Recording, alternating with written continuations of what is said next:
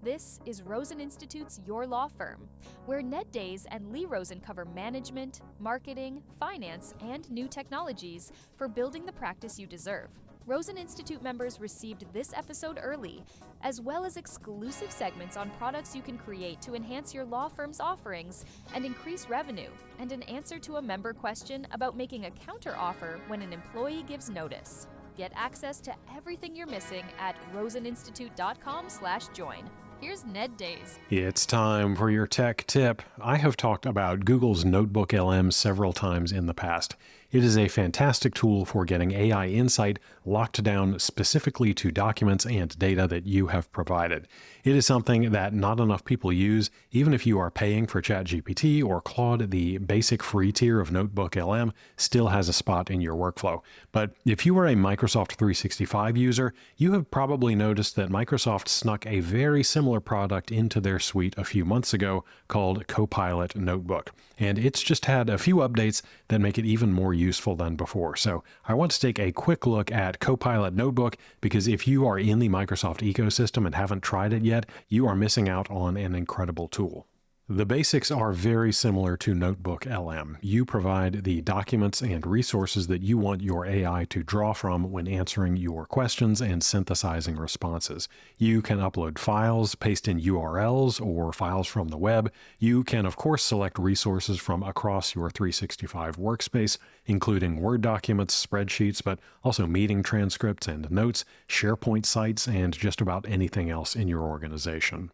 One thing you can do in Copilot Notebooks that you can't do in Notebook LM is select a folder from OneDrive or SharePoint to include in the resources. You have to select individual files in Google's version. This sounds like an absolutely tiny difference, but it is so much more convenient if you already have a directory structure where each client or referral source or matter has its own folder. You just pick it and you are done. Now, unfortunately, there seemed to be some indication at rollout that OneNote notebooks would be usable as a source. At least so far, that is not the case. You can access Copilot notebooks inside of OneNote, but for diehard OneNote users, this would likely be a game-changing feature.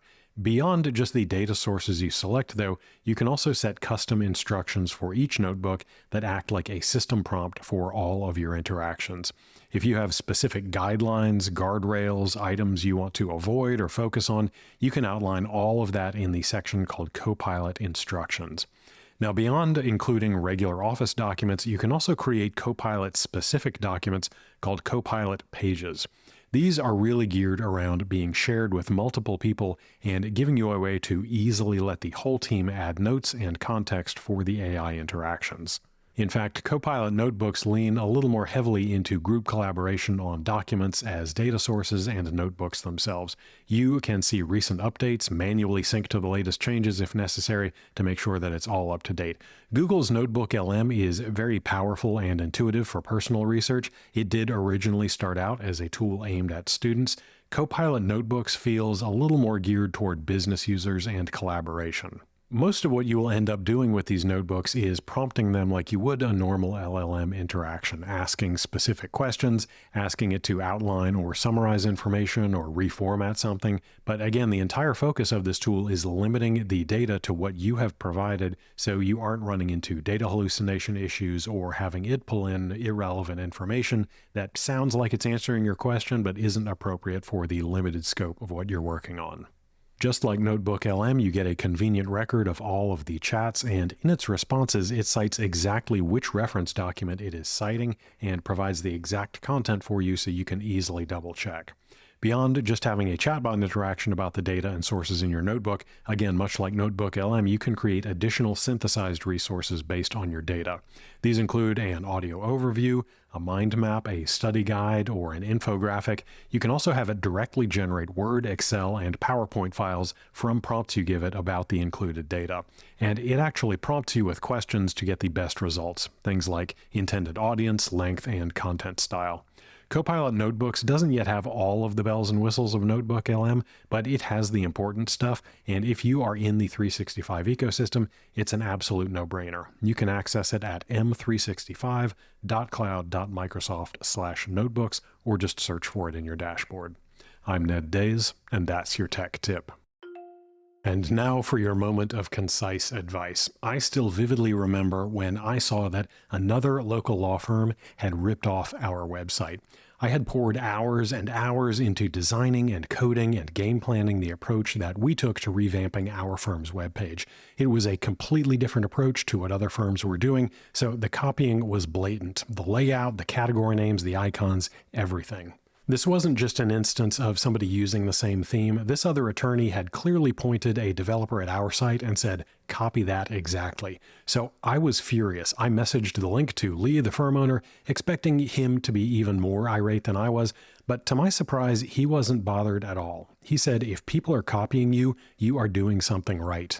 And that reframed the whole thing for me. We had built something that had become the new aspirational standard. We were in a position where people were watching us and copying what we did. This was new to me, but not to him. We were the trendsetters. Had somebody copied what I built? Yes, but what more validation could I possibly have asked for? This happened again and again as we threw ideas at the wall to see what would stick. Some of them worked, some of them didn't. The ones that worked were the first to get copied, and I no longer got mad. It actually reinforced that what we were doing was moving the needle. And I've told other attorneys that same thing over the years. They will get upset when somebody copies their approach to something, a website, a book, their format for video shorts, their intake process, all kinds of things. I do my best to assure them that you want people to steal your ideas. You want to be the trendsetter. That means that what you are doing is setting the standard that other people are following. It's hard to change your mindset on this. You build something good, somebody copies it, and instead of feeling proud, you spend days being angry, and in an incredibly unproductive move, you waste energy attempting to guard or protect things that at the end of the day really can't be gatekept instead of building the next thing. You want to be copied. You want people stealing your format, your book idea, your video style, your intake process.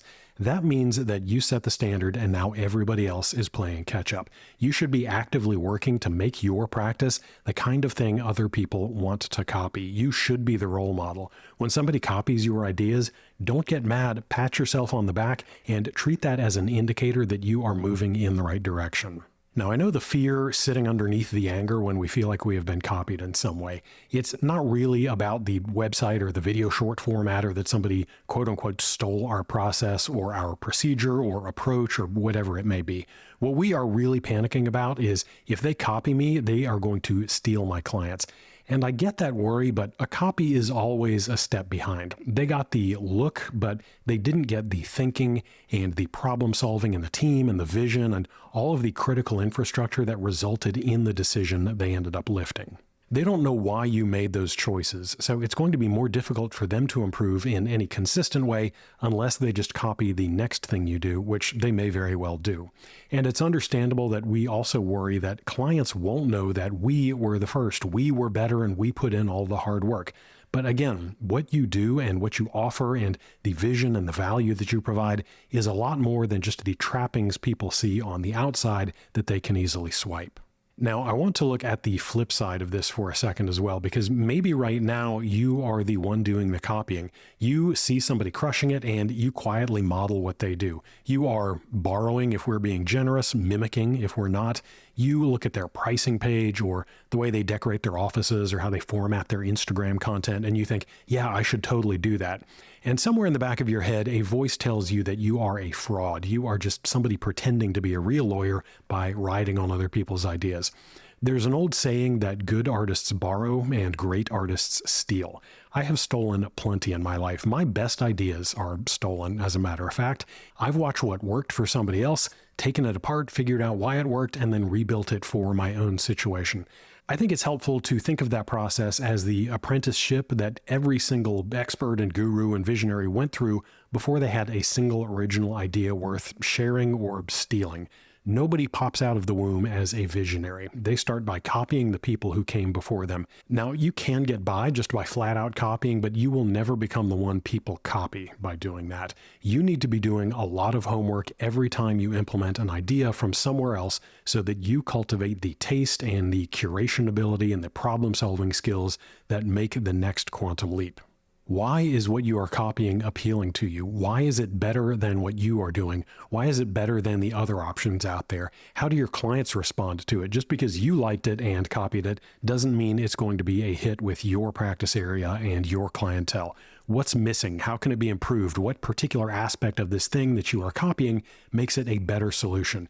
Every decision you make here needs to be parsed out and investigated so that you are building up your own expertise. The infrastructure and problem solving and judgment and vision, none of that shows up on day one. You build that up one stolen idea at a time. You copy something, you try it, it kind of sort of works, you tweak it, you fail at it, you notice the patterns, you start understanding not just what works, but why it works, in what context, for what kind of client, at what stage of the relationship. That is a messy and convoluted process.